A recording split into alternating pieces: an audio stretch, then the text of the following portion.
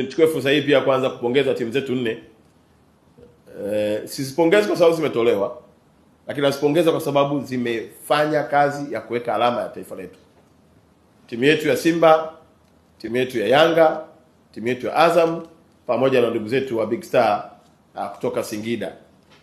Kuwemo tu kwenye mashindano hayo ni heshima pia. Na mnafahamu ya kwamba Tanzania tumepata nafasi ya kuwa na timu nne. Na ndoto ya kila Mtanzania ilikuwa ni kwenda kwenye robo finali. Yaliyotokea uwanjani ni dakika 90.